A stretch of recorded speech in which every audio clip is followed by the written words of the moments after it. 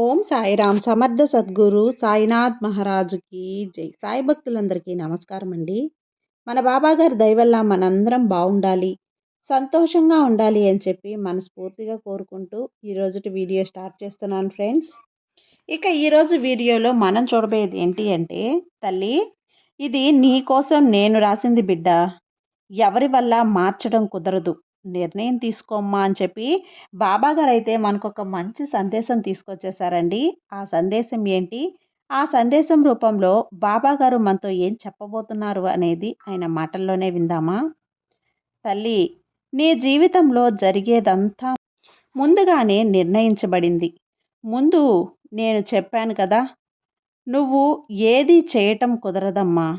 నీకు జరిగే మంచి చెడులను ఆల్రెడీ ముందుగానే నిర్ణయించబడింది. అలాంటప్పుడు నీ జీవితంలో జరిగే ప్రతి దానికి దిగులు పడుతున్నావు. నీ జీవితంలో ఎందుకు ఇలా జరుగుతుంది, నీ జీవితంలో ఇంత మనవేదన అనేది ఎందుకు జరుగుతూ ఉంటుంది అని నువ్వు ఎప్పుడైనా ఆలోచించావా తల్లి? ఇప్పుడు అంతా చెబుతాను విను. ముగింపు తెలుసుకొని ప్రశాంతంగా ఉండు బిడ్డ. ఎందుకు ఇలా జరుగుతుంది అంటే, దానికి సమాధానం నీ పాపపుణ్యాలు నువ్వు ఇప్పుడు అనుభవిస్తున్నావు అని అర్థం. ఇప్పుడు నీకు వ్యతిరేకంగా ఎందుకు ఇన్ని సంఘటనలు జరుగుతున్నాయి, నీకెందుకు ఇంతమంది చెడు చెయ్యాలని చూస్తున్నారంటే, అయితే ఇందులో సగం నీది. నీకు చెడు తలపెట్టాలని చూసే వాళ్ళ కర్మలు, నీ కర్మలన్నీ తుడిచేసి వాళ్ళు అంటించుకుంటున్నారు తల్లి. కాబట్టి నీకు ఎవరైనా వ్యతిరేకంగా చేస్తే వాళ్ళకి ధన్యవాదాలు చెప్పుకో.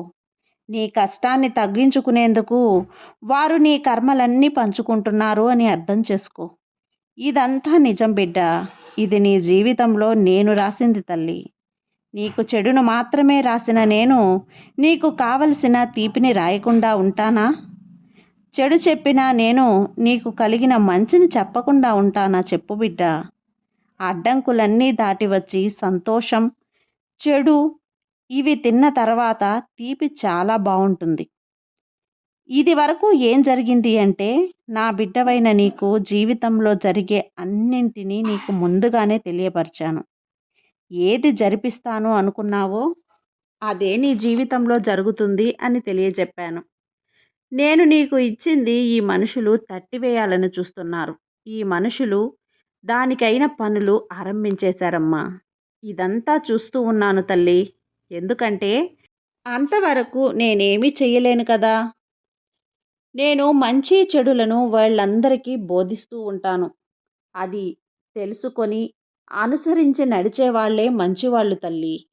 వీళ్ళందరూ మంచి దారిలో వెళ్తున్నారా లేదా అనేదే ఈ సాయి పని.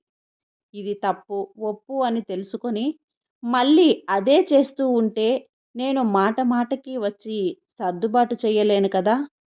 కర్మదోషాలు తొలగించుకొని మంచి దారిలో నడిచే వాళ్ళనే నేను ఎల్లవేళలా కాపాడుతూ ఉంటాను. అలా కాకుండా అందరిలోనూ మంచివాళ్ళు, చెడ్డవాళ్ళు ఉంటారు. నా బిడ్డవైన నువ్వు మంచి దారిలో వెళ్ళాలనే నా ఉద్దేశం. ఆ ఉద్దేశం ప్రకారమే ఇవన్నీ నీకు చెబుతున్నాను తల్లి.